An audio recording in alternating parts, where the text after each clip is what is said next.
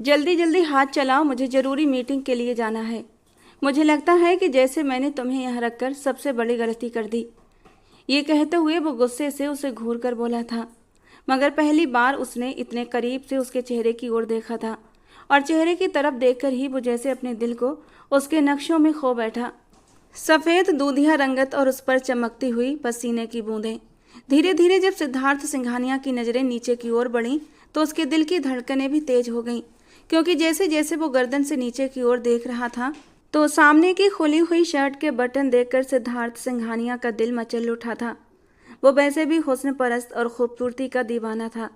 उस वक्त तो खड़ी मामूली सी लड़की उसके आलीशान रेस्टोरेंट में एक वेट्रेस से ज़्यादा कोई हैसियत नहीं रखती थी। ब्लैक शर्ट और वाइट ट्राउजर में वो सिद्धार्थ सिंघानिया को अपनी ओर बुरी तरह अट्रैक्ट कर चुकी थी। अपने बेमिसाल हुस्न से सिद्धार्थ सिंघानिया का दिल जोरों से धड़का चुकी थी। वो मुश्किल से खुद को संभालता अपने होठों का निचला कोना दांतों से दबा गया था। ऊपर से श्रद्धा उसके इतने करीब थी कि सिद्धार्थ को खुद के लिए संभालना मुश्किल हो रहा था। तभी श्रद्धा ने कांपते हुए कहा, sir sorry, I am really sorry, please मुझे जॉब से मत निकालिएगा। पता नहीं कैसे मुझसे ये ड्रिंक छूटकर आपके कपड़ों पर गिर गई। मैं इसे साफ़ कर दूंगी, बस आप मुझे जॉब से मत निकालना। ये जॉब मेरे लिए बहुत ज़रूरी है। वो उसके सीने पर गिरे हुए ड्रिंक को एक कपड़े से साफ़ करने की कोशिश कर रही थी, जो कि साफ़ होने की बजाय और ज़्यादा फैलता जा रहा था। मगर वो हैरान थी कि सिद्धार्थ सिंघानिया शुरू में उसे इतने बुरे तरीके से डांट रहा था, अब उसकी तरफ से एकदम से खामोशी थी। श्रद्धा को अपने ऊपर अब उसकी नज़रों की तपिश शिद्दत से महसूस होने लगी थी। जैसे ही उसने नज़रें उठाकर सिद्धार्थ सिंघानिया की ओर देखा तो उसके पूरे वजूद में झुरझुरी सी दौड़ गई। वो महसूस कर चुकी थी कि उसकी नज़रें इस वक्त कहाँ कहाँ घूम रही थीं। एक झटके से वो रेस्टोरेंट के मालिक सिद्धार्थ सिंघानिया से दूर हुई थी, मगर वो उसका हाथ पकड़ चुका था। उसकी नज़रें अभी भी उसके पूरे वजूद पर किसी आरी की तरह चल रही थीं। एक हाथ में सिगरेट था जिसके धुएं के छल्ले वो हवा में उड़ा रहा था, और दूसरी ओर वो एक हाथ से उसे थाम चुका था। श्रद्धा के तो पूरे वजूद में सनसनी की लहर दौड़ गई। वो फौरन खुद को छुड़ाकर अपना एक हाथ अपने सीने पर रख चुकी थी। वो घबराकर कहने लगी, ये आप क्या कर रहे हैं, शर्म नहीं आती आपको? और श्रद्धा का ये अंदाज देखकर वो गुस्से से उठकर खड़ा हो चुका था। आज तक कोई ऐसा पैदा नहीं हुआ था जो सिद्धार्थ सिंघानिया से इस अंदाज में बात कर सके। फिर इस 2 टके की बेट्रेस की क्या औकात थी। लेकिन फिलहाल सिद्धार्थ सिंघानिया को अपना मतलब पूरा करना था। किसी न किसी तरह इस लड़की की नाजुकी को महसूस करना था। उसे अपने बिस्तर की शोभा बनाना था, और इसीलिए वो उसे कुछ भी सख्त बोलने से बचा था। खुद को शांत करता हुआ वो कहने लगा, देखो लड़की, अगर तुम मेरी एक बात मान लो तो तुम्हें यहाँ बेट्रेस बनकर काम नहीं करना पड़ेगा। मुझे खुश कर दो, तुम्हारी ज़िंदगी आराम से गुजरेगी। इतनी खूबसूरत हो तुम, इस खूबसूरती का फ़ायदा उठाओ। मुझ जैसा अमीर ज़्यादा तुम्हारे हुस्न से अपनी आंखें ठंडी किए बिना नहीं रह सका, तो यहाँ आने वाले लोग न जाने तुम्हें किन किन नज़रों से देखते होंगे। अगर तुम चाहो तो तुम्हें एक ऑफ़र दे सकता हूँ। श्रद्धा जो पहले ही घबराई हुई थी और कितनी ही परेशानियों में घिरी हुई थी, कितनी मुश्किल से खुद को छुपाए खड़ी थी। ये वेट्रेस का ड्रेस, उसका ड्रेस पहनना उसकी मजबूरी थी। ऊपर से ये ड्रेस उसे टाइट भी बहुत बनती थी, जिससे उसकी नाजुकी एकदम उभर कर सामने आती थी। और अब जब सिद्धार्थ सिंघानिया की नज़रें अपने ऊपर महसूस की और उसकी ऑफ़र सुनी तो फ़ौरन उस शख्स को देखने लगी जो कुछ देर पहले तो शैतानी भेड़िया बना हुआ था, लेकिन एकदम से उसके चेहरे पर एक अजीब सी नरमी आ चुकी थी। श्रद्धा उसे हैरत से आंखें फाड़कर देखने लगी, लेकिन अगले ही पल खुद को संभालती हुई बोली, मतलब क्या है आपके कहने का? वो जानबूझकर अनजान बनी थी या फिर बनने की कोशिश कर रही थी? अगले ही पल सिद्धार्थ ने अपनी जेबों से नोटों की गड्डियाँ निकालना शुरू कर दी और उन्हें टेबल पर रख दिया। ये लगभग 1 लाख रुपये थे जो वो सामने मेज पर रख चुका था, और कहने लगा, देखो, अगर तुम मेरी बात मान लेती हो और मुझे मेरे प्राइवेट रूम में रोज़ाना 3 से 5 बजे तक खुश करती हो तो मैं तुम्हें रोज़ाना इतने ही पैसे दूंगा। तुम्हारी शर्ट के खुले हुए जो 2 बटन हैं ना, अगर वो और नीचे तक खुल जाएं और वहाँ तक मेरी पहुँच हो जाए तो मैं तुम्हें नोटों से भर दूंगा। वो कुर्सी पर बैठा टांग पर टांग जमाए इतनी आराम से ये बात कर रहा था जैसे कोई बिजनेस डील हो, जबकि सिद्धार्थ सिंघानिया के ये शब्द सुनकर श्रद्धा का पूरा वजूद कांप उठा था। ये शब्द उसे किसी गाली की तरह लगे थे। आंखों में आंसू आ गए थे। वो गरीब थी और आज तक न जाने कितने मनचले लड़के उसके करीब आने की कोशिश कर चुके थे, लेकिन उसने सबको ही धुतकार दिया था। और उसके चेहरे के सख्त हाव भाव को देखते हुए किसी की भी हिम्मत नहीं हुई थी कि वो जबरदस्ती श्रद्धा के करीब होने की कोशिश कर सके। मगर आज सिद्धार्थ सिंघानिया ने सारी हदें पार कर दी थी। आंसू टूटकर गालों पर बहने लगे थे। दिल में कुछ चुभता हुआ महसूस हुआ था। ये मजबूरी भी इंसान को क्या क्या करवाने पर मजबूर कर देती है। वो अंदर से बुरी तरह टूट रही थी। मगर अगले ही पल उसने अपनी आंखों के आंसू जोर से रगड़कर साफ कर दिए और एक जोरदार थप्पड़ सिद्धार्थ सिंघानिया के मुंह पर दे मारा। उस थप्पड़ की गूंज दूर दूर तक सुनाई दी। लोग पलट पलट कर देखने लगे। पीछे आने वाली वेट्रेस के हाथ से खाने की ट्रे छूटकर नीचे गिरी थी। जिसके सामने कोई नजर उठाकर बात नहीं करता था, उस पर एक मामूली सी वेट्रेस ने हाथ उठा दिया था। अभी वो कुछ और कहती उससे पहले ही सिद्धार्थ सिंघानिया उठकर करीब आया था। तुम्हारी इतनी हिम्मत कि तुम सिद्धार्थ सिंघानिया पर हाथ उठाओ? मैं तुम्हें बहुत ही प्यार और इज्जत से अपनी बात समझाने की कोशिश कर रहा था, लेकिन नहीं, तुम जैसी लड़कियों को प्यार की भाषा समझ नहीं आती है। लेकिन जो भाषा समझ आती है, अब उसी में मैं तुम्हें अपनी बात समझाऊंगा। ये कहते कहते सिद्धार्थ सिंघानिया उसे हाथ से पकड़कर उसी होटल में बने अपने प्राइवेट रूम में लेकर गया था और जोर से बेड पर धक्का दिया। सिद्धार्थ सिंघानिया का एक बार जिस चीज़ पर दिल आ जाए वो उसकी होकर रहती है, फिर चाहे मुझे उसके लिए कुछ भी क्यों ना करना पड़े। कहते कहते सिद्धार्थ सिंघानिया ने कमरे का दरवाज़ा अंदर से बंद कर दिया, लेकिन श्रद्धा की जान लबों पर आई थी। आप ऐसा कुछ भी नहीं करेंगे, दूर रहे मुझसे।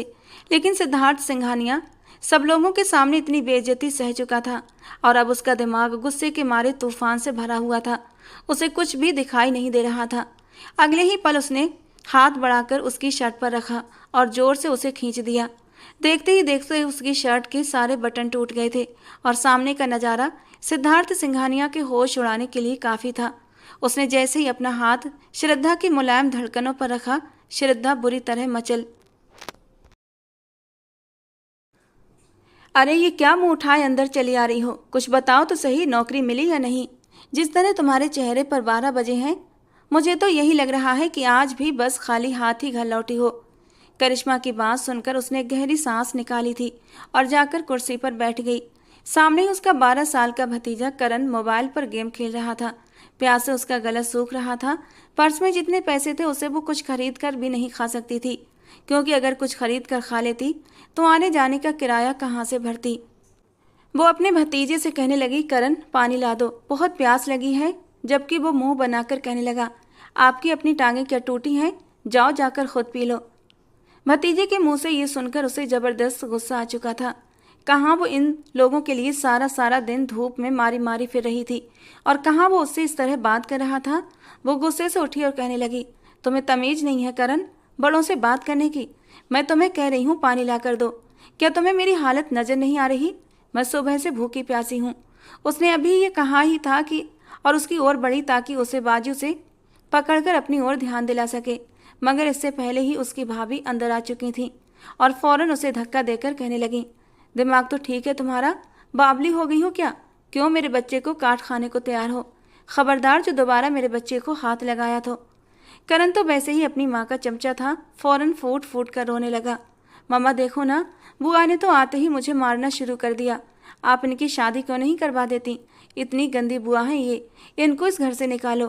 वो रोता हुआ जोर से पैर पटकता कमरे से बाहर जा चुका था और श्रद्धा जो मुंह खोले बस देखती रह गई थी। सिर्फ 12 साल का था वो और उसकी बातें इतनी शातिराना थीं, बिल्कुल अपनी माँ जैसी। उसकी भाभी उसे डांटने लगी तो वो मुँह ही मुँह में बड़बड़ाकर कहने लगी, भाभी मैं तो सिर्फ उससे इतना कह रही थी कि पानी लाकर दे दो, मेरा गला सूख रहा है। मगर वो फौरन कहने लगी, हाँ तुम्हारा गला सूख रहा है तो अपने पाँव हैं, जाकर पी लो। अब इतनी दूर से चलकर आ गई हो तो किचन तक जाते क्या तुम्हें मौत आती है? ये मत भूलो, ये घर तुम्हारे बाप का नहीं, मेरे पति का भी है। उसकी भी इसमें मेहनत का पैसा लगा हुआ है। खुद तो मर गए, तुम्हें मेरे सीने पर मूंग दलने के लिए छोड़ गए। एक तो तुम्हें नौकरी भी नहीं मिल रही, बल्कि मुझे तो लगता है नौकरी तुम कर रही हो, बस हमें नहीं बता रही। रोज घर से बाहर चली जाती हो, 8-8 घंटे बाहर रहती हो और फिर आकर कह देती हो कि तुम्हें नौकरी नहीं मिली। भाभी की बातें सुनते सुनते ही वो किचन तक आई थी उनकी बातों पर ज़्यादा ध्यान नहीं दिया था, वरना अपना ही मूड ख़राब करती। ये तो उनका रोज़ का रूटीन था। पानी पिया और किचन में खाने के लिए देखने लगी, लेकिन देखा बर्तन खाली पड़े थे और रोटी भी नहीं थी। सब पेट भरकर खाना खा चुके थे और उसके खाने के लिए कुछ भी नहीं बचा था। उसकी आंखों में आंसू आ गए। कहाँ वो सबकी लाडली हुआ करती थी, बहुत लाडों से पली थी, और अब क्या हश्र हो चुका था उसका। भाभी अभी भी लगातार बोलती जा रही थी और वो अपने कमरे में जाकर दरवाज़ा बंद करके लेट गई। आंखों से आंसू लगातार निकल रहे थे। माँ बाप की लाडली बेटी और उसका एक बड़ा भाई था, सबकी लाडली थी, मगर फिर एक हादसे ने सबकी जिंदगियां बदल कर रख दी। श्रद्धा का भाई पुलिस विभाग में था।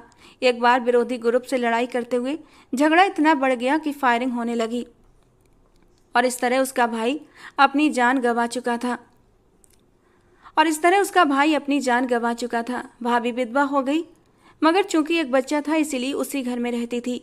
लेकिन 2 महीने के बाद माँ बाप का भी देहांत हो गया। भाभी ने जिंदगी पहले से भी ज़्यादा उजाड़ कर रख दी। वो हर बार कहती, तुम्हारे भाई की जो पेंशन के पैसे मिलते हैं उनसे तो घर का गुजारा भी नहीं होगा। उससे तो मुश्किल से बच्चे की स्कूल की फीस और बिजली का बिल ही पूरे होते हैं, बाकी का खर्चा कहाँ से पूरा होगा।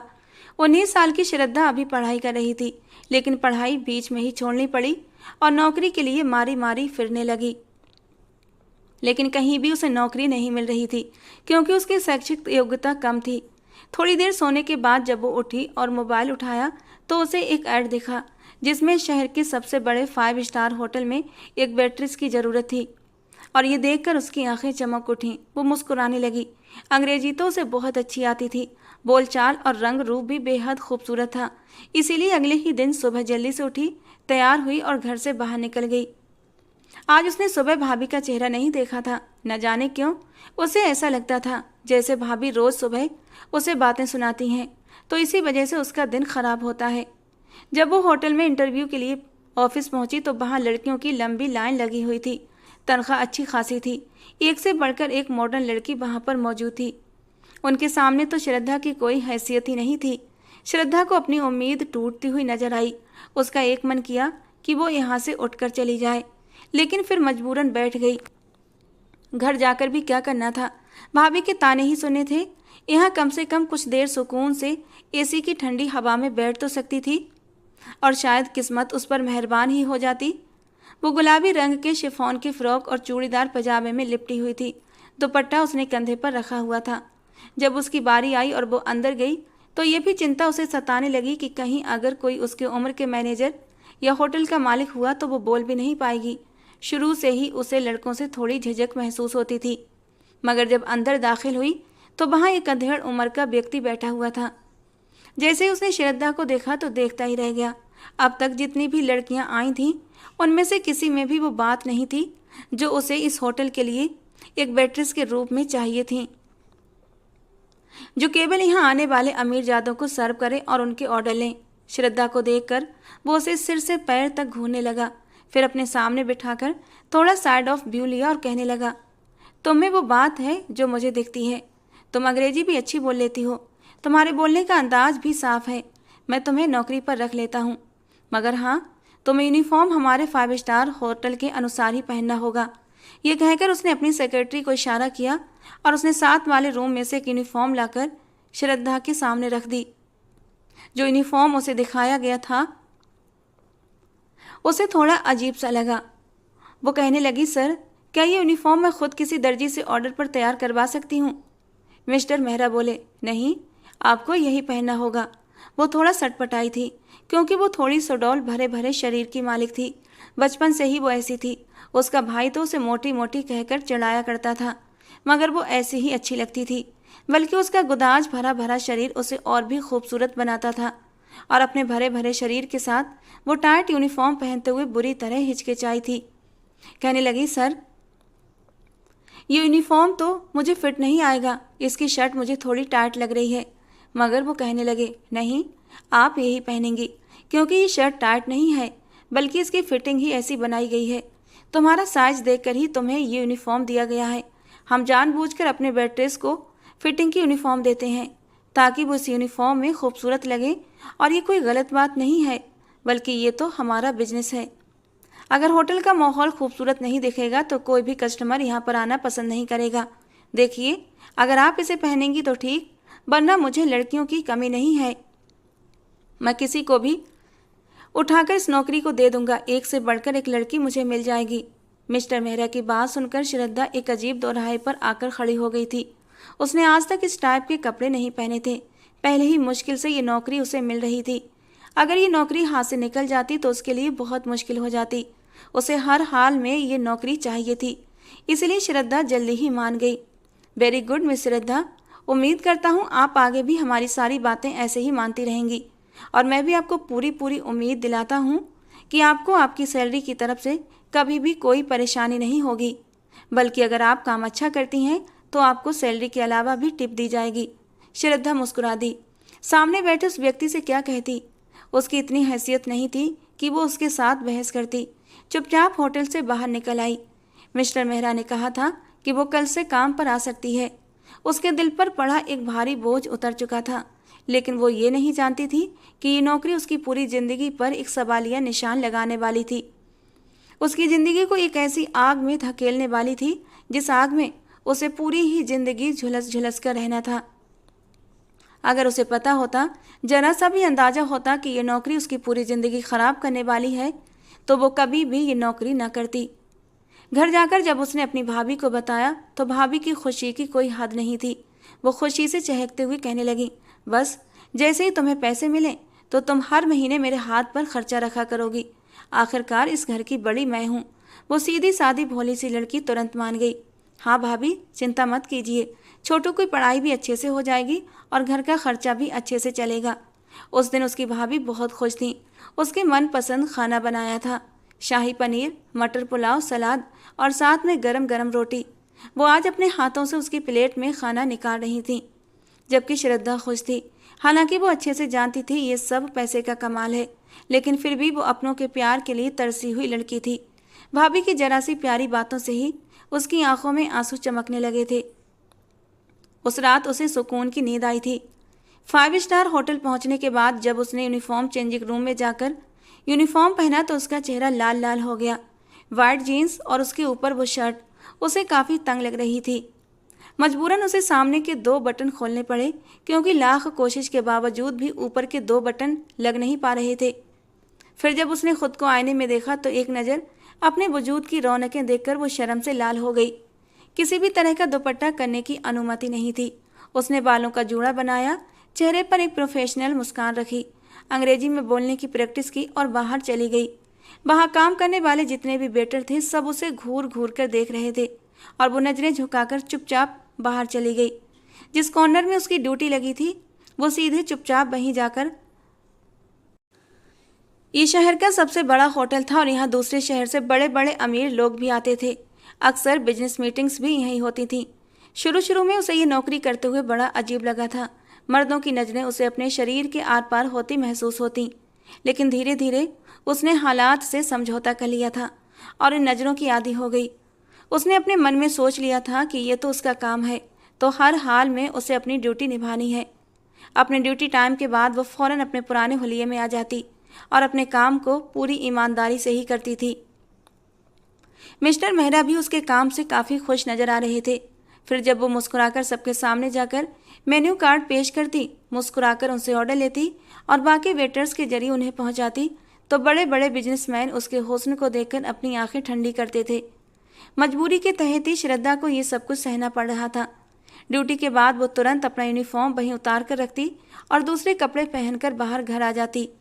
यहाँ उसके गली मोहल्ले के कोई रिश्तेदार या पड़ोसी आने जाने वाले नहीं थे, लेकिन अगर कोई उसे इस हालत में देख लेता तो पूरे मोहल्ले में ये बात फैल जाती और कोई भी उसे मोहल्ले में टिकने नहीं देता, क्योंकि वो लोगों की सोच से अच्छी तरह परिचित थी।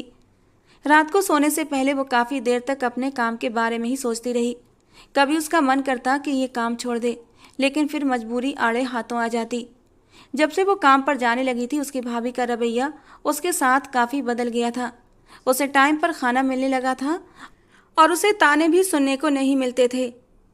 अगले दिन जब वो फिर काम पर आई तो तुरंत अपनी ड्यूटी संभाल चुकी थी। अभी वो काउंटर पर खड़ी थी कि एक वेट्रेस आकर उससे कहने लगी, जल्दी से टेबल नंबर 1 प्राइवेट कॉर्नर पर जाओ। वहाँ सर कुछ क्लाइंट्स के साथ मौजूद हैं, उन्हें कॉफ़ी सर्व करनी है। ये सुनकर वो जल्दी से कॉफ़ी लेकर देने गई, मगर सामने का नज़ारा देखकर वो ठिठक गई, क्योंकि सामने ही एक 30 साल का खूबसूरत मगर बेहद रौबदार पर्सनालिटी का नौजवान बैठा था। वो सूट बूट में टांग चढ़ाए बैठा था और उसके सामने 2 अंग्रेज बैठे बात कर रहे थे। ये देखकर वो थोड़ा घबरा गई थी। उसे लगा शायद वो लड़की मिस्टर मेहरा के बारे में बात कर रही है, मगर यहाँ तो वो अधेड़ उम्र का मिस्टर मेहरा मौजूद ही नहीं था। लेकिन अब उसने अपना काम तो करना ही था। उसने एक नज़र फिर उस खूबसूरत हीरो जैसे इंसान पर डाली थी। दिल उसकी तारीफ किए बिना रह न सका, क्योंकि वो था ही तारीफ के काबिल। खूबसूरत खूबसूरत गहरी काली आंखें, घने बाल जो जेल से सजे हुए थे, 3 पीस सूट पहने, पैरों में चमकते जूते, उसका मजबूत सुडौल कसरती बदन और चेहरे पर एक ऐसा रौब कि सामने वाला बात करने से पहले 10 बार सोचे। वो देखने से ही घमंडी नेचर का इंसान लगता था। बंदा है तो दमदार। ये गुरूर, ये घमंड उसकी पर्सनालिटी पर जचता है। उसने अपने मन ही मन में सोचा और कॉफ़ी देने के लिए धीरे से उसकी ओर कदम बढ़ा दिए। और आगे बढ़कर जैसे ही उसने कॉफ़ी पेश करना चाही कि तभी अचानक पीछे से गुजरते एक वेटर के कंधे से टकराने पर कॉफ़ी का कप सीधे सामने सूट बूट पहने उस खूबसूरत मर्द पर जा गिरा। गर्मा गर्म कॉफ़ी उसके सीने को झुलसा गई थी। एक पल के लिए तो न श्रद्धा को समझ आया और न ही सामने बैठे उस नौजवान को कुछ समझ आया था कि हुआ क्या है। और जब वो थोड़ा थोड़ा होश में आया तो उसने नज़र उठाकर सामने खड़ी उस लड़की को देखा था, जिसका डर के मारे पूरा रंग सफ़ेद पड़ चुका था। लेकिन वो गुस्से से बुरी तरह भड़क उठा। वो तुरंत गुस्से से उठकर खड़ा हुआ और दहाड़ते हुए बोला, अंधी हो क्या? दिखाई नहीं दे रहा तुम्हें? वो गुस्से से चिल्लाया और खड़ा हो गया। श्रद्धा तो ऐसे थी जैसे कटी तो खून ना निकले। दिमाग में खतरे की घंटियां बजने लगीं कि अगर नौकरी चली गई तो क्या होगा। वो घबराकर तुरंत आगे बढ़ी और टिश्यू उठाकर उसकी शर्ट साफ करने लगी। वो कहने लगी, sorry sir, please sorry, I am really sorry. पता नहीं ये सब कैसे हो गया। और ये पहली बार था जब सिद्धार्थ सिंघानिया ने उसे देखा था और फिर देखता ही रह गया। उसके हुस्न ने सिद्धार्थ की आंखों को और भी फैलने पर मजबूर कर दिया था। ऐसा भरपूर हुस्न कि सामने खड़ी लड़की में कोई भी कमी नहीं थी। वो अपने आप में मुकम्मल थी। कहते हैं जब बनाने वाला इंसान को बनाता है तो उसमें कोई ना कोई कमी जरूर रहती है। लेकिन सिद्धार्थ सिंघानिया को सामने खड़ी लड़की में सुई की नोक के बराबर भी कमी नहीं दिख रही थी। खूबसूरत सफ़ेद दूधिया रंग, खूबसूरत चेहरे पर डर और मासूमियत का भाव, उस पर गुलाबी नरम गुलाब की पंखुड़ियों जैसे कांपते होंठ, नरम मुलायम गुलाबी गाल, काले घने बाल जिन्हें जूड़े की शक्ल में बांध रखा था, लेकिन कुछ बाल उसके चेहरे के साथ शरारत कर रहे थे। आंखें ऐसी जादू भरी कि इंसान एक बार गौर से देख ले तो उनमें डूब कर रह जाए। काली घनी पलकों की झालर जो कभी डर की वजह से उठती तो कभी गिर रही थी। ऐसा सुडौल खूबसूरत बल खाता बदन। सिद्धार्थ सिंघानिया कितनी ही देर तक उसके हर नक्श को निहारता रहा। इतनी खूबसूरत लड़की उसके इतने करीब थी। धीरे धीरे उसकी नज़रें उसके खुले हुए बटनों की ओर गईं और वो जैसे वहीं पर दीवाना सा हो गया था। खूबसूरती सिद्धार्थ सिंघानिया की कमजोरी थी और अपनी ऐसी कमजोरी के आगे वो बुरी तरह मात खा जाता था। और यहाँ पर भी वो दिल के हाथों बुरी तरह मात खा चुका था। सिद्धार्थ सिंघानिया को यूं खामोशी से खुद को घूरने पर श्रद्धा बुरी तरह बेचैन हुई थी। सर प्लीज माफ़ कर दीजिए, मुझसे गलती हो गई। उसने फिर से सिद्धार्थ सिंघानिया को मनाने की कोशिश की थी, लेकिन उसने श्रद्धा की बात का कोई जवाब नहीं दिया। वो अपने क्लाइंट्स की ओर मुड़ा था और फौरन उन क्लाइंट्स को इशारा किया तो वो वहाँ से जा चुके थे। अब सिद्धार्थ का पूरा ध्यान दोबारा से श्रद्धा की ओर था। उसे ऐसे खुद को घूरता देखकर श्रद्धा उससे दूर हुई और कहने लगी, सॉरी सर, प्लीज़ मेरी शिकायत मत लगाइएगा। बड़ी मुश्किल से मुझे ये नौकरी मिली है। मैं वादा करती हूँ आगे से आपको शिकायत का मौका नहीं दूंगी, बल्कि आपको मैं कहीं भी नज़र नहीं आऊँगी। प्लीज़ सर, अगर आपको नई शर्ट चाहिए तो मैं अपनी सैलरी से पैसे कटवा कर आपको नई शर्ट दिला दूंगी, मगर ऐसा कुछ मत कहिएगा जिससे मेरी नौकरी चली जाए। श्रद्धा घबराए हुए अंदाज में बोल रही थी और वो उसकी बातों को सुन ही कहाँ रहा था। वो तो उसके नरम होठों को धीरे धीरे हिलता हुआ महसूस कर रहा था। कटावदार नरम गुदास होंठ सिद्धार्थ सिंघानिया को अपनी ओर खींच रहे थे। वो 2 कदम आगे बढ़ा, अपना कोट उतार कर उसने टेबल पर रखा और शर्ट के बटन खोलते हुए आगे बढ़ता उसे दीवार से लगा गया। अपने हाथों से उसके दोनों बाजू पकड़े वो दीवार से बिल्कुल सटा चुका था। दोनों के बीच अब बहुत कम फासला रह गया था। उस वक्त वहाँ उन दोनों के अलावा कोई मौजूद नहीं था, क्योंकि ये प्राइवेट पोर्शन था और यहाँ पर सिर्फ और सिर्फ सिद्धार्थ सिंघानिया ही अपने क्लाइंट्स के साथ मीटिंग करता था। वो कहने लगा, अच्छा तो तुम मुझे नई शर्ट दिलाओगी? उसके इस तरह करीब आने से श्रद्धा का दिल बुरी तरह धड़क उठा। जी जी सर, मैं आपको न्यू शर्ट दिला दूंगी, लेकिन प्लीज़ मेरी शिकायत मैनेजर से मत करना। जानती हो इस शर्ट की कीमत क्या है? सिद्धार्थ की बात पर वो तुरंत बोली थी, हाँ ज़्यादा से ज़्यादा 500। उसकी बात पर सिद्धार्थ सिंघानिया आंखें फैलाकर उसे देखने लगा और फिर बोला, क्या कहा? 500? वो तुरंत कहने लगी, अच्छा 500 नहीं तो फिर 5000 की होगी। मैं 5000 की भी शर्ट आपको दिलाने को तैयार हूँ। और इस बार सिद्धार्थ सिंघानिया का एक जोरदार कह कहा माहौल में गूंज उठा था।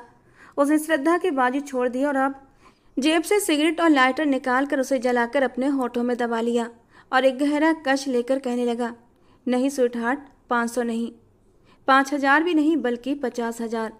पूरे 50,000 की है ये शर्ट। बताओ दे पाओगी अभी के अभी? शर्ट की कीमत सुनते ही वो तो घबरा चुकी थी।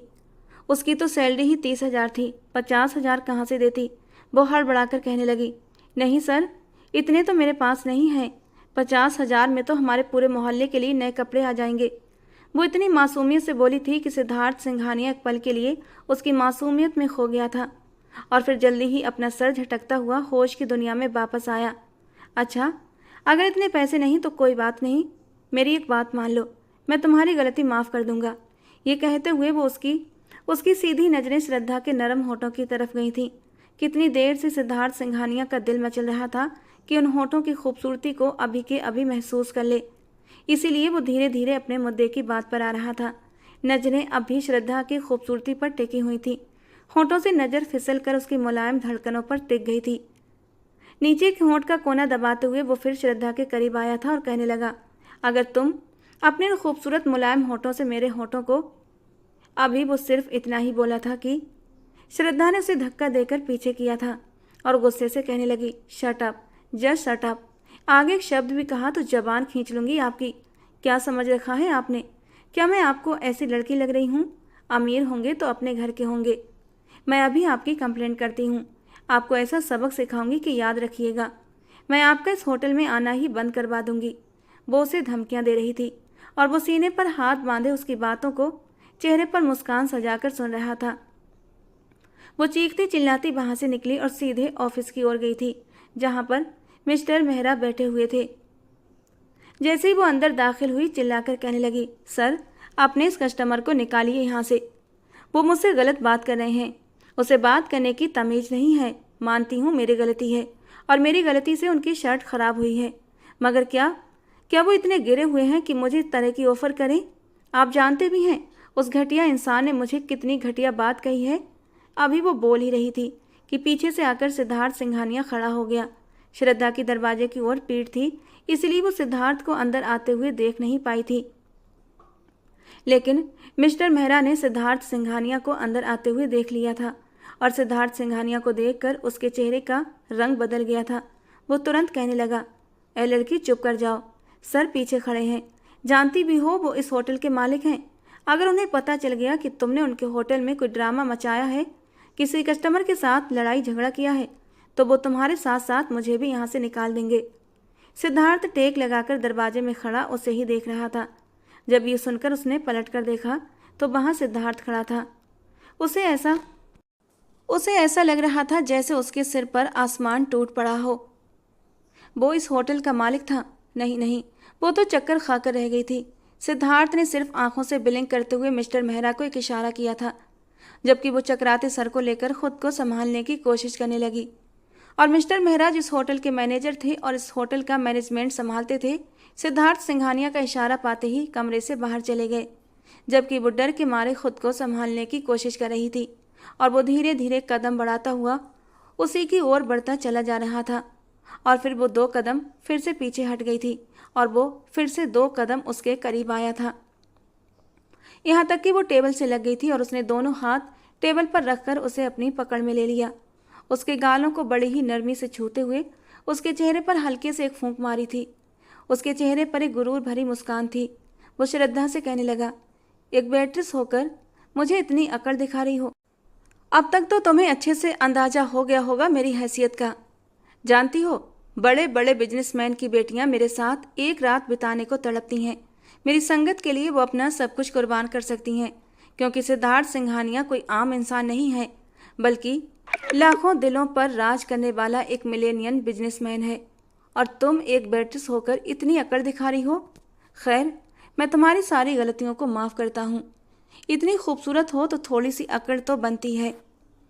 बताओ, कितना लोगी मेरे साथ बिस्तर पर आने का? बहुत खुशकिस्मत लड़की हो तुम, जिसे सिद्धार्थ सिंघानिया खुद ऑफर कर रहा है। अपनी खुशकिस्मती मानो और मेरी इस ऑफर को स्वीकार कर लो। कहते हुए उसने श्रद्धा को बाजू से पकड़कर सीधा किया और श्रद्धा अपनी आंखों में आंसू लिए सामने खड़े उस इंसान को देख रही थी, जिसने उसकी इज्जत का एक ही पल में सौदा कर दिया था। यहाँ तक कि अब वो अपनी जेब से पैसे निकाल कर सामने टेबल पर रख चुका था और फिर चेक बुक भी रख दी कि जितने पैसे चाहो देने को तैयार हूँ। लेकिन उसके मुंह से ये शब्द सुनकर श्रद्धा की आंखें और भी तेजी से आंसू बहाने लगीं और फिर वो रोते हुए कहने लगी, मैं तुम्हारे पैसे और तुम्हारी इस नौकरी पर लानत भेजती हूँ। एक मजबूर बेबस लड़की अगर अपना पेट भरने के लिए घर से बाहर निकलती है तो तुम जैसे भेड़िए ऐसे ही उसे नोचने को तैयार बैठे होते हैं। अगर तुम अपनी सारी जायदाद भी सिर्फ एक रात बिताने के लिए मेरे नाम कर दो तब भी भूल जाओ। तुम्हारी सारी जायदाद, सारी दौलत के बदले मैं मरना पसंद करूंगी, मगर तुम्हारे साथ एक पल बिताना पसंद नहीं करूंगी। घिन आती है मुझे तुम जैसे मर्दों से और तुम्हारी घटिया सोच से। ये कहकर वो वहां से बाहर निकल गई और सिद्धार्थ सिंघानिया उस लड़की को जाता देखता रहा। ये पहली बार था कि वो खुद से किसी लड़की के करीब होने के लिए बेकरार हुआ था। यहाँ तक कि उस लड़की को उसकी मनचाही कीमत भी देने को तैयार था और उस लड़की ने उसकी इंसल्ट करते हुए उसके मुंह पर ही इनकार कर दिया था। रोते रोते उसने अपने कपड़े बदले और होटल से बाहर आ गई थी। वो नौकरी छोड़ आई थी। वो लगातार रो रही थी और रोती ही जा रही थी। उसका जी चाहता था कि किसी अपने के गले लगकर फूट फूट कर रो ले। रोते हुए वो घर पहुंची थी। जैसे ही भाभी ने उसे समय से पहले घर देखा तो उसके माथे पर बल पड़ गए और कहने लगी, क्या हुआ, आज इतनी जल्दी क्यों आ गई? जबकि श्रद्धा का दिल शिद्दत से अपनी माँ की गोद में सर रखकर रोने को कर रहा था। मम्मी, वो अपनी माँ को याद करते हुए सिसक उठी थी और कोई नहीं मिला, इसीलिए भाभी के ही गले लग गई। उसे रोता हुआ देखकर वो पूछने लगी, क्या हुआ लड़की, रो क्यों रही हो? ठीक तो है ना सब कुछ? और वो रोते रोते उसे सब कुछ बताने लगी। उस ऑफर का भी बताया जो उसके बॉस ने उसे दिया था। उसे लगा कि उसकी भाभी लाख बुरी सही, मगर उसकी इस बात पर उसका ही साथ देंगी, उसका हौसला बढ़ाएंगी कि बहुत अच्छा किया जो तुम नौकरी छोड़कर चली आई। मगर बजाय उसका साथ देने के उसकी भाभी गुस्से से कहने लगी, पागल हो गई है क्या? दिमाग ठीक है तेरा? इतनी अच्छी ऑफर ठुकरा कर चली आई। अरे ऐसे मौके तो किस्मत वालियों को मिलते हैं, और जब किस्मत तेरे ऊपर मेहरबान हो रही थी तो तूने किस्मत की इस मेहरबानी को लात मार दी। अरे कौन सा किसी को पता चलना था? अगर एक रात उसके साथ बिता लेती तो तुम जानती हो हमारी जिंदगियां संवर जाती। हम करोड़ों में खेलते, गाड़ी बंगला मकान सब कुछ मिल जाता। जबकि अपनी भाभी के ये शब्द सुनकर उसे एक झटका लगा था। उसकी भाभी पैसे के लिए इतना गिर सकती है उसने कभी सोचा भी नहीं था। एक झटके से वो उससे अलग हो गई और कहने लगी, ये कैसी बातें कर रही हो आप? मैं अपने स्वर्गीय पिता और अपने भाई की इज्जत हूँ। मैं मर जाऊंगी मगर अपनी इज्जत खराब नहीं करूंगी। मुझे आपसे बिल्कुल भी इस सब की उम्मीद नहीं थी कि आप मेरे साथ ऐसी बातें करेंगी, कि मेरी इज्जत दांव पर लगाएंगी। वो रोती हुई अपने कमरे में चली गई। न जाने कितनी देर तक रोती रही और रोते रोते खुद ही उसकी आंख लग गई थी। उसकी भाभी भी उसे उठाने नहीं आई थी, क्योंकि वो उससे बहुत ज़्यादा नाराज हो चुकी थी। उनकी नज़र में उसने बहुत बड़ी बेवकूफ़ी की थी, जो घर आई माया को ठुकरा दिया था। होटल में खड़ा सिद्धार्थ बड़ी ही गहराई से मुस्कुराता जा रहा था। ये सच था कि उसे खूबसूरती अट्रैक्ट करती थी। खूबसूरत लड़कियां उसे लुभाती थीं और वो अपनी ज़िंदगी में खूबसूरत लड़की को ही शामिल करना चाहता था। उसे अपनी ज़िंदगी में हर चीज़ हर तरह से परफेक्ट चाहिए थी और लाइफ पार्टनर भी परफेक्ट ही चाहिए था, फिर चाहे वो जाहिरी खूबसूरती हो या फिर अंदर की खूबसूरती। जाहिरी खूबसूरती की लड़कियां उसकी ज़िंदगी में बहुत आई थीं, जिन्होंने खुद से उसकी तरफ कदम बढ़ाए थे, लेकिन उसे सिर्फ तन की खूबसूरती नहीं चाहिए थी, उसे मन की खूबसूरती भी चाहिए थी। एक ऐसी लड़की चाहिए थी जो सिर्फ और सिर्फ उसकी हो, जिसके जज्बात बिल्कुल अनछुए हों और उस लड़की की ज़िंदगी में आने वाला वो पहला मर्द हो। लेकिन आज तक उसे ऐसी कोई भी लड़की नहीं मिली थी। जब उसने पहली बार श्रद्धा को देखा तो उसे देखकर वो अपनी पलकें झपकाना भूल गया था। वो उस टाइट यूनिफॉर्म में खुद को अनकंफर्टेबल फील कर रही थी और जिस तरह उसने उसकी ऑफर ठुकराई थी वो एक ही पल में सिद्धार्थ के दिल के किसी कोने में जाकर फिट हो गई थी। उसे ऐसी ही लड़की चाहिए थी जिसकी उसे तलाश थी। श्रद्धा वही लड़की थी। वो बस ये देखना चाहता था कि क्या ये लड़की बाकी लड़कियों जैसी है या फिर सचमुच एक अच्छा रिश्ता निभाने के लायक है। इससे पहले भी कई खूबसूरत लड़कियां उसकी आंखों के सामने से गुजरी थीं। उसने उनके साथ भी यूं ही फ्री होकर बात की थी। उन्हें उन्हें अपने साथ समय गुजारने के लिए पैसों की ऑफर की थी और वे लालची लड़कियां केवल कुछ लाखों के लिए उसके बिस्तर पर आने को तैयार हो जाती। मगर वो लड़कियां जैसे ही राल टपकाती हुई उसकी ऑफर को स्वीकार करती, उसके तन बदन में एक आग सी लग जाती थी। उसे ऐसी लड़कियों से घिन महसूस होती थी और गुस्से में आकर वो उन्हें धुतकार दिया करता था। एक तरह से वो श्रद्धा को आजमा रहा था, मगर वो लड़की गरीब जरूर थी लेकिन इज्जत का सौदा करने वाली नहीं थी। श्रद्धा का ख्याल आते ही उसके लबों पर एक खूबसूरत सी मुस्कान आई थी। तैयार हो जाओ श्रद्धा, सिद्धार्थ सिंघानिया की जिंदगी में हमेशा हमेशा के लिए शामिल होने के लिए। पहली बार सिद्धार्थ सिंघानिया का दिल एक नए अंदाज में धड़कने लगा था। लबों से मुस्कान हटने का नाम नहीं ले रही थी। आज उसे सब कुछ अच्छा लग रहा था, जैसे आज उसे सब कुछ मिल गया हो। उसे उसकी मंजिल मिल गई थी जिसकी उसे न जाने कब से तलाश थी।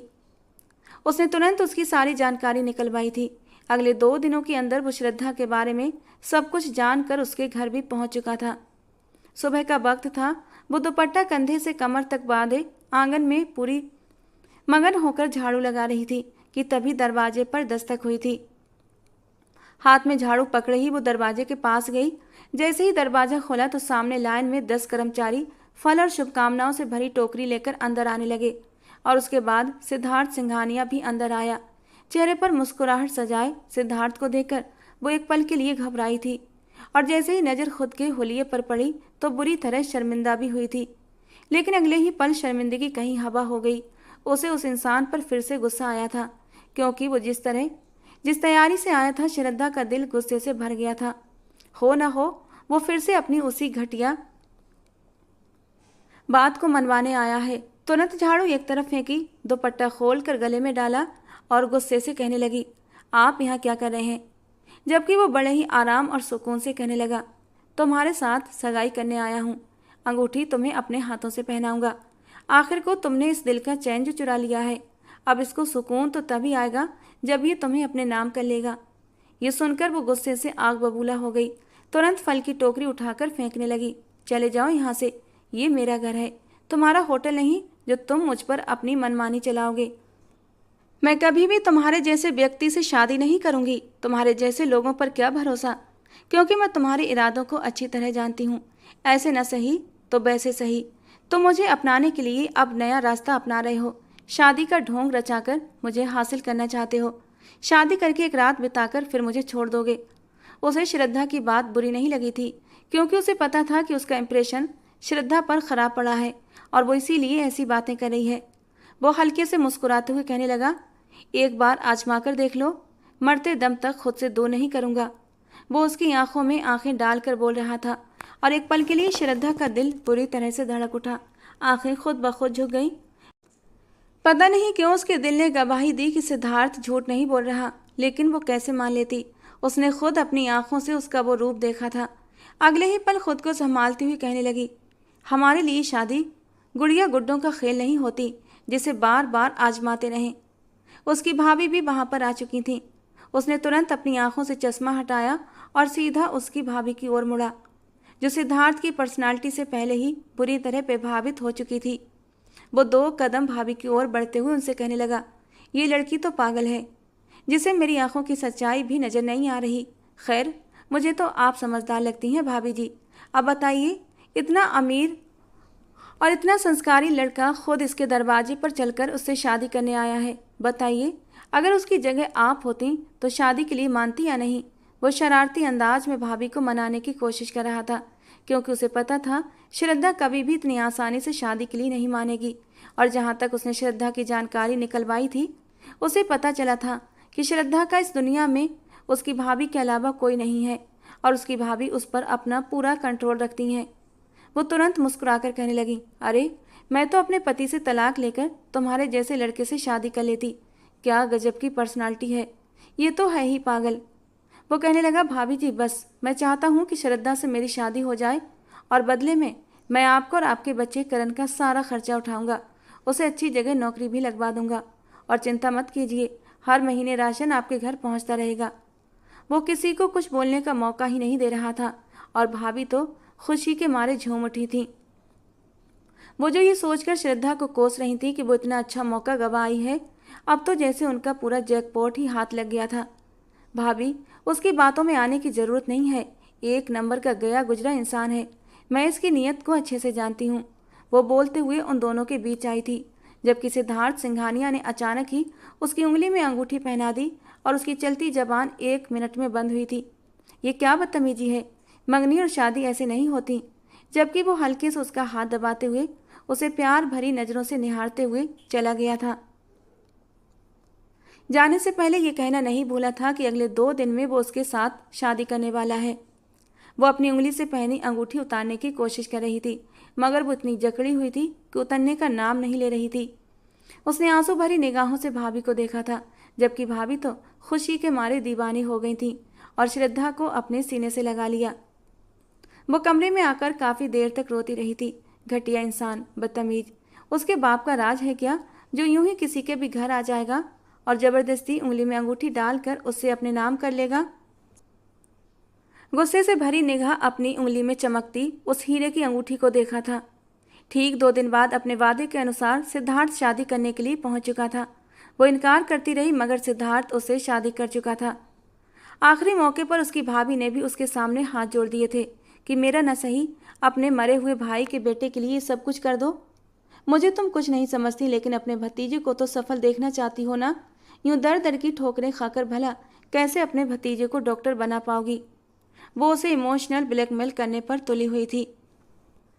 वो उसे बिना किसी शोर शराबे की शादी के लिए आराम से मना चुकी थी। सिद्धार्थ जब वापस आया तो वो चुपचाप दुल्हन बनकर बैठी थी।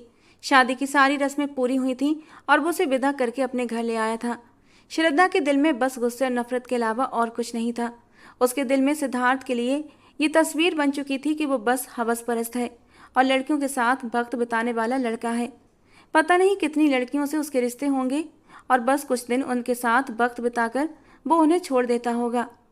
जब मेरे जज्बात मैंने अपने होने वाले हम सफ़र के लिए बचाकर रखे थे, तो फिर आज तक मैंने कभी किसी लड़के को अपनी तरफ कदम नहीं बढ़ाने दिए थे, तो फिर मैं कैसे कैसे इंसान को अपने पति के रूप में स्वीकार कर लूं, जो पहले से न जाने कितनी लड़कियों को अपनी बाहों में सुला चुका है। यही सोचकर उसे सिद्धार्थ सिंघानिया से नफरत और घिन महसूस हो रही थी। सिद्धार्थ के घर में उसके सिवा कोई नहीं था। उसके माँ बाप का निधन बहुत पहले हो चुका था और भाई बहन भी कोई नहीं थे। वो दुल्हन बनी उसके कमरे में बैठी थी कि सिद्धार्थ कमरे में आया। श्रद्धा की जगह अगर कोई और लड़की होती तो इतने खूबसूरत घर और इतने अमीर पति को देखकर सारी पुरानी बातों को भुला देती और अपनी जिंदगी आगे बढ़ा लेती। लेकिन वो तो श्रद्धा थी और श्रद्धा इतनी आसानी से उसके सामने झुकने वाली नहीं थी। जैसे ही वो कमरे में आया और उसके बिस्तर के पास बैठा, वो तुरंत दूर हटकर कहने लगी, प्लीज मुझे छूने की कोशिश मत करना। और वो हल्की मुस्कान के साथ बोला, क्यों? अब तो शादी हो गई है और शादी करके पत्नी बनाकर इस कमरे में लाया हूँ। तुम मेरे लिए जायज हो। अब मैं तुम्हारे साथ जो चाहूँ कर सकता हूँ और करूँगा। यार, अब इतना भी साधु संत नहीं हूँ, मोहब्बत करता हूँ तुमसे और इसीलिए तुम्हें अपनी पत्नी बनाकर लाया हूँ। और ये तो मुमकिन ही नहीं कि शादी की पहली रात मैं अपनी नई नवेली दुल्हन को बिना छुए ही इस खूबसूरत रात को बर्बाद कर दूं। मैं अपनी मोहब्बतें तुम पर लुटाना चाहता हूँ। तुम्हारे इस खूबसूरत बदन पर अपने प्यार की मोहर लगाना चाहता हूँ। मैं चाहता हूँ कल सुबह जब तुम उठो तो तुम्हारे पूरे अस्तित्व पर मेरी मोहब्बत, मेरी तीव्रताओं के निशान मौजूद हों और तुम्हें ये रात हमेशा याद रहे। मैं हमारी रात बहुत यादगार बनाना चाहता हूँ। जबकि उसकी आंखों में मचलते जज्बात देखकर श्रद्धा बुरी तरह डर चुकी थी। अगले ही पल वो उसे खींचकर अपनी गोद में बिठा चुका था। फिर जैसे ही वो उसे छूने के लिए अपने होंठ उसके करीब लाया, अगले ही पल उसने साइड टेबल पर रखे हुए गमले को उठाकर उसके सिर पर दे मारा। उसके माथे से खून की एक लकीर निकल आई थी। वो गमला उठाकर दूसरी तरफ हट गई और कहने लगी, खबरदार, जो मेरे करीब आने की कोशिश भी की तो मैं बार बार बता रही हूँ, मुझे नफरत है तुमसे सिद्धार्थ सिंघानिया। तुम सिर्फ मेरा इस्तेमाल करना चाहते हो। मैं जानती हूँ जिस दिन तुम मेरे करीब आ जाओगे, मुझे हासिल कर लोगे, तो तुम मुझे तलाक दे दोगे और मुझे दर दर भटकने पर मजबूर कर दोगे। मुझे इस्तेमाल करने के बाद तो तुम मुझे इस काबिल भी नहीं रहने दोगे कि मैं अपनी ज़िंदगी में आगे बढ़ सकूं। कम से कम तुमसे दूर रहकर मुझे ये तो सुकून रहेगा कि मैंने खुद को तुम जैसे घटिया इंसान से गंदा नहीं किया। चाहे कुछ भी हो जाए, मैं तुम्हें अपने करीब नहीं आने दूंगी। माथे से निकलते खून को देखकर और खुद को बार बार घटिया सुनकर वो गुस्से से आग बबूला हो चुका था। वो तुरंत आगे बढ़ा और कहने लगा, माई डियर वाइफ, जो तुमने हरकत की है ना, इसके लिए मैं तुम्हें सख्त सज़ा दे सकता था, लेकिन नहीं, मैं ऐसा नहीं करूँगा, क्योंकि मोहब्बत कर बैठा हूँ तुमसे। लेकिन तुम्हें यह बात समझ नहीं आ रही। जो भी हो। ये बोलने के साथ ही उसने आगे बढ़कर उसे खींचकर अपने सीने से लगाया और उसके चेहरे को एक हाथ से ऊपर उठाते हुए कहने लगा, तुम तो बिल्कुल किसी फिल्म की हीरोइन जैसे हिटलर हो। तुम्हारे साथ तो ज़िंदगी जीने का बड़ा मज़ा आएगा। मैं तो ऐसी ही बीवी चाहता था और तुम बिल्कुल वैसी ही निकली। सुहागरात तो तुम्हारे साथ मैं मना कर ही रहूँगा। ये कहकर उसने श्रद्धा को बेड पर गिराया था और अपनी शर्ट के बटन खोलने लगा, क्योंकि माथे से बहता हुआ खून उसकी सफ़ेद शर्ट को लाल कर गया था। एक पल के लिए तो श्रद्धा भी डर गई थी उसका खून बहता हुआ देखकर। जैसे ही वो आगे बढ़ा, उसने गमला फेंका जो अब तक श्रद्धा के हाथों में ही था, लेकिन इस बार वो पीछे हट चुका था। गमला नीचे गिर गया और टूट गया और वो उसे अपनी बाहों में ले चुका था। वो चाहता तो नहीं था कि उसके साथ ज़बरदस्ती करे, लेकिन जो हरकत उसने की थी वो उसे सज़ा देना चाहता था। उसका खून निकला था तो वो खून श्रद्धा का भी निकालना चाहता था, लेकिन अपने तरीके से। अगले ही पल उसने दोनों हाथों से श्रद्धा के दोनों हाथ पकड़े और फिर अपने होंठ उसके होंठों पर रख दिए और फिर पूरी तरह बेकाबू होकर उसके होंठों पर अपनी तीव्रताएं लुटाने लगा, यहाँ तक कि उसके होंठों से खून आ गया। उसका सांस रुकने लगा। एक झटके से उसने पूरी ताकत से उसे खुद से अलग किया। होंठ एक तरफ से कट चुका था और श्रद्धा फूट फूट कर रोने लगी। तो सिद्धार्थ हंसते हुए कहने लगा, क्यों, इससे ज़्यादा दर्द तो मुझे हुआ था, हिटलर कहीं की। अब पता चला दर्द क्या होता है। आज के लिए शायद ये डोज काफ़ी है। श्रद्धा की आंखों में आंसू देखकर वो उस पर रहम खा गया था और वो खुद कमरे से बाहर निकलता चला गया, क्योंकि फिलहाल उसे अभी अपने जख्म की भी मरहम पट्टी करनी थी, जो शादी की पहली रात उसकी नई नवेली दुल्हन ने उसे तोहफे के रूप में दिया था। वो फिर उस कमरे में नहीं आया था। सारी रात हाथ में गमला पकड़कर श्रद्धा रोती रही। अगली सुबह जब उसकी आंख खुली तो पूरा कमरा खाली था, सब कुछ सामान ही था, लेकिन अब उसके दिल में नए शक शुरू हो गए थे कि कहीं उसने उसकी भाभी या फिर भतीजे को कोई नुकसान तो नहीं पहुंचाया। अगर ऐसा हुआ तो क्या होगा, या फिर अगर उसने उसे छोड़ दिया तो। ये शक उसकी सांस लेना भी मुश्किल कर रहे थे। 2 दिन तक सिद्धार्थ ना तो उससे बोला और ना ही उसके कमरे में आया था। बस जब भी दोनों का आमना सामना होता तो दूर से ही देखता था। उस शाम जब वो घर आया तो सीधा अपने कमरे में गया था। अभी अभी श्रद्धा अपने बालों को कंघी कर रही थी। वो नहाकर निकली थी। गीले बालों ने उसकी फिरौक को पीछे से गीला कर दिया था। उसकी नज़रें एक बार फिर उस पर टेकीं, लेकिन वो नज़रें हटा गया। उसे खुद को नज़रअंदाज करते देख वो अजीब सा महसूस करने लगी। शायद वजह ये थी कि वो देखना चाहती थी ये इंसान उससे कितनी मोहब्बत करता है, वो उसकी मोहब्बत और अपने अहंकार में कितना आगे जाएगा। उसने श्रद्धा पर दोबारा नज़र नहीं डाली थी और फिर चुपचाप करवट लेकर सो गया। श्रद्धा को बुरा महसूस हुआ। पता नहीं क्यों उसका मन कर रहा था कि सिद्धार्थ उससे बोले, उस पर अपना हक जमाए। दोनों के बीच एक सर्द जंग जारी थी। सिद्धार्थ उसे अब कुछ नहीं कहता था, चुपचाप उसकी ज़रूरत का सामान लाकर उसे दे देता और घर से बाहर चला जाता। डर के मारे ही सही, वो उसके अब सारे काम खुद करने लगी थी। वो उसके लिए खाना बनाती, धीरे धीरे उसके लाए हुए कपड़े पहनकर खुद को सजाने संवारने भी लगी थी। सिद्धार्थ सब कुछ महसूस कर रहा था, लेकिन कुछ बोल नहीं रहा था। जब श्रद्धा को ये सब और बर्दाश्त न हुआ तो एक दिन वो उसके सामने जाकर खड़ी हो गई। वो कहने लगा, हटो सामने से, मुझे टीवी देखने दो। और वो कहने लगी, नहीं हटूंगी। क्या मुझे ये सब दिखाने के लिए लाए थे?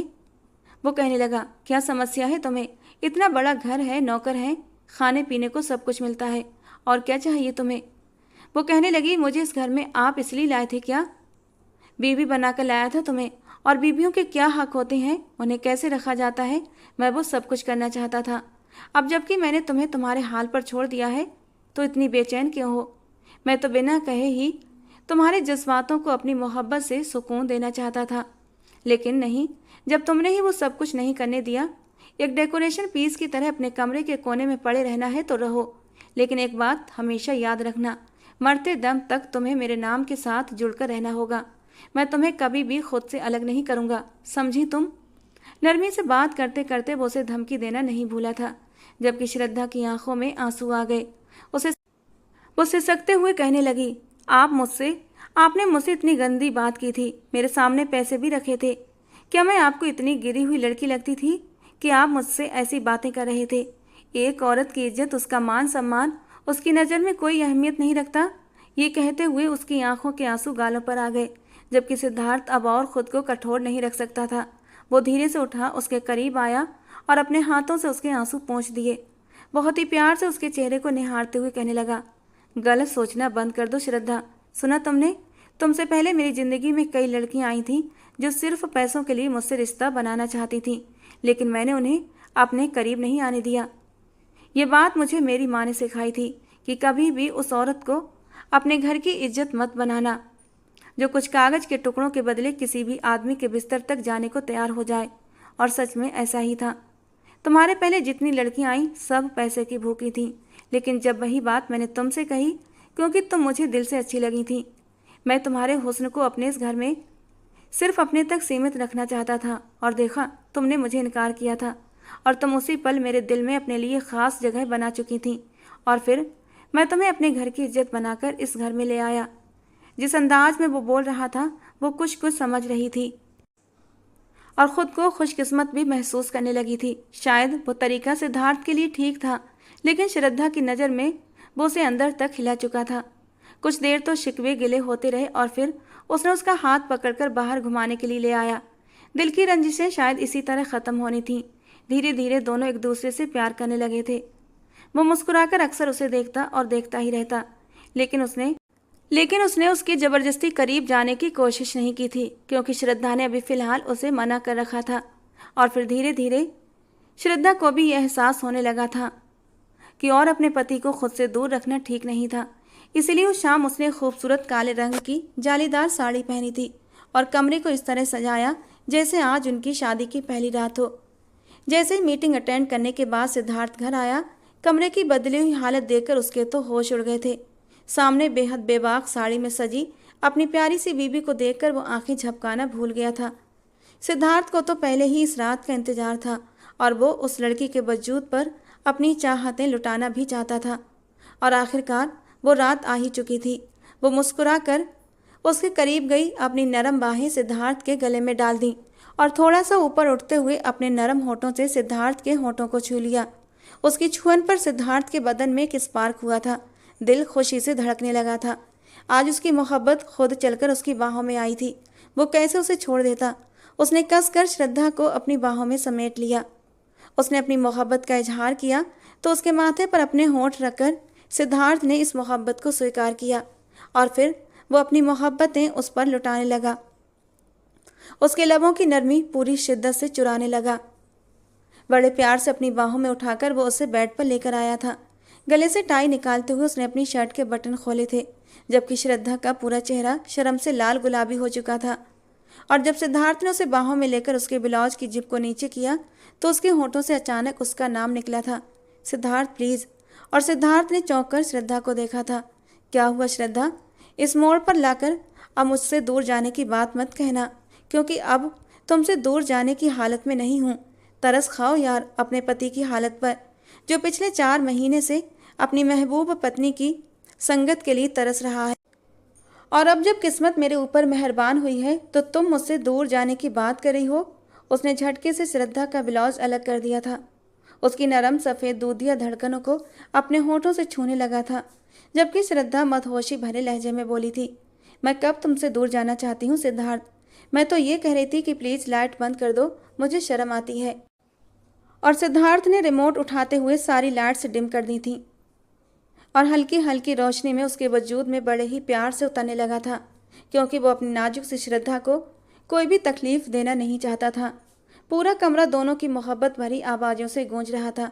उस रात वो दोनों अपना आप एक दूसरे के नाम हमेशा हमेशा के लिए कर चुके थे। सिद्धार्थ की नरम गरम मोहब्बतें पाकर श्रद्धा का अंग अंग महकने लगा था। सिद्धार्थ सो चुका था और वो बस उसका चेहरा निहार रही थी। उसने गलती कर दी थी सिद्धार्थ को पहचानने में, बल्कि वो तो दुनिया का सबसे अच्छा इंसान था जिसकी मोहब्बतें सिर्फ और सिर्फ अपनी पत्नी के लिए थीं। श्रद्धा ने सुकून से अपना सर सिद्धार्थ के कंधे पर रख दिया था और अपनी आंखें कसकर बंद कर ली थीं। तो दोस्तों, आज की हमारी कहानी आपको कैसी लगी कमेंट बॉक्स में ज़रूर बताना। पसंद आई हो तो प्लीज़ लाइक करना। रोज़ एक नई और रोमांटिक कहानी सुनने के लिए हमारे चैनल को सब्सक्राइब करना। मिलते हैं दोस्तों अगली किसी नई रोमांटिक कहानी में।